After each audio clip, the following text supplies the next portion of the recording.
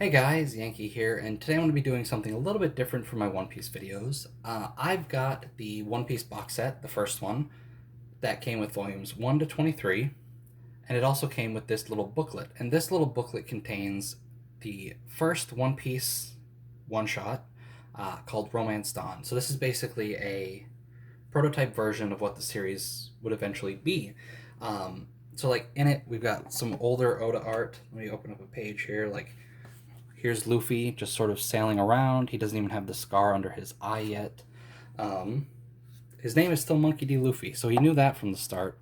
Um, and basically, this is just a one shot, right? One shots in. I don't think this was in Weekly Shonen Jump. It was in a different magazine. But basically, a one shot is like testing the waters, where a creator will pitch an idea and an editor will see it. It's like, okay, give me a one shot. We'll put it in the thing, and if it's well received, then we'll serialize it. And so this is the first sort of iteration of that.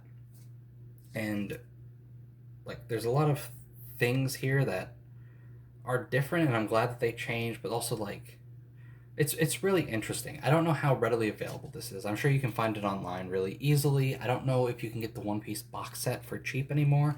I know the third one, which I need, is pretty expensive right now, and I'm hoping that Viz reprints it. Um, but I don't know how expensive the first One Piece box set is. So you're probably just gonna have to read this online somewhere. Viz might even have it on like their Shonen Jump app somewhere. So to start off, again, this is just a one shot, so there's no setup for anything else. It's just an introduction. We got Luffy. He's on this little raft. You saw it in when I just held it up. It's got like 5 flags. He's just been finding pirates and defeating them. Um, and he comes across this pirate as he's sailing and beats them, ties them up, and he is on board that big ship as it arrives into a town, and the townspeople freak out because, hey, there's a pirate ship here, and what is his name? Crescent Moon Gary is the name of the pirate. And he gets that name because he's got a little mustache that sort of crescent moon shaped, and it goes up and it's just rounded down, right? Um, so Luffy shows up, hops into town, is just looking for food, and he meets a girl named Silk who looks, I want to say she looks like Nami, but Oda just sort of draws female characters kind of all the same unless they're like, unless he goes out of his way. He has like a single face and body type for female characters. So she's got the same face as Nami. She's got like different hair. Um, and her name is Silk. I don't know if I said that, but she was the child of a pirate who was just sort of dumped here, and the town raised it. And we sort of talk about treasures, right? The hat being Luffy's treasure, that's still a thing here.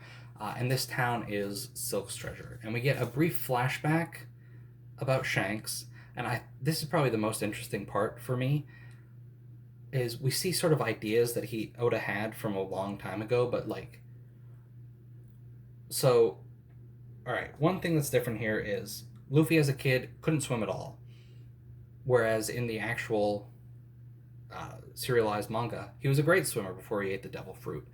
Devil fruit's taking away your ability to swim. That's in here. The devil fruit looks completely different. It doesn't have like the pattern that the gum gum fruit has in the actual series.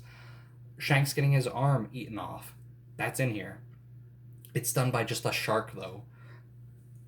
And so like you see little things like that where it's like, okay, here are ideas that Oda has had for a very long time, and he's just sort of still working on them. Um, Luffy's whole sort of goal is different. Like the whole Pirate King thing doesn't exist in this one shot. He wants to be something called a Peacemain, which is basically just a pirate that is good and stops bad pirates. And bad pirates are called Morganeers, and he's looking for more Peacemains to build a crew, and he just keeps running into Morganeers. So like he had 5 different flags on his, or 5 different little sails on his little raft, and those were presumably from pirates that he fought and defeated. Eventually, Gary gets free from being tied up, and he basically steals treasure from this little town. He stomps on Luffy's hat, which is a big no-no, um, because that hat was Shanks's. Even in this, it was. And then he just goes and fights them, and that's sort of it. Like, there's not a whole lot. There is an interesting little like time skip at the very end where we see Luffy as a kid like presumably the same age he was at the beginning of the series, which was what, 17. And then we get a flash forward to him as an adult, where uh, we see like he's got this big crew now, and we see what looks like Silk. I'm 100% sure, and what also looks like Crescent Moon Gary, sort of just are a part of his crew.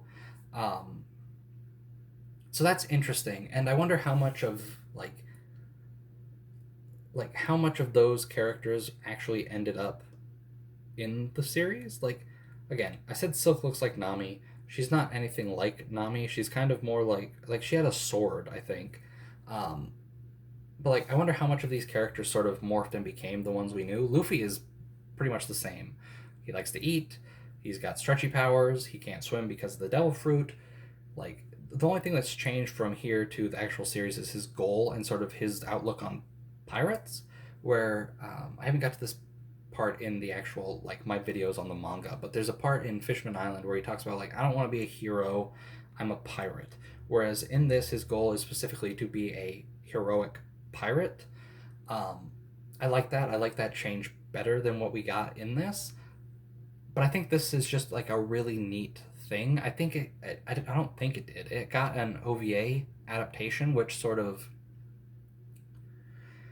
it changed things because it was like in the main series. So it's like Luffy got separated from the crew that he has in the actual manga, ends up on this island, meets Silk, meets Crescent Moon Gary, and then things happen, and then he meets up with his crew again, and they leave. So it's a little bit different in that OVA, but it's still neat, um, and I think it's worth checking out. I think if you like One Piece, you should definitely give this a read. It's fascinating to see sort of again what Oda had in mind for the series before it actually got serialized, and sort of how things changed a little bit, like the little tweaks. Um, anyway, that's going to do it. I think this is a great read. Give it a look. Thanks for watching, and I'll see you guys next time.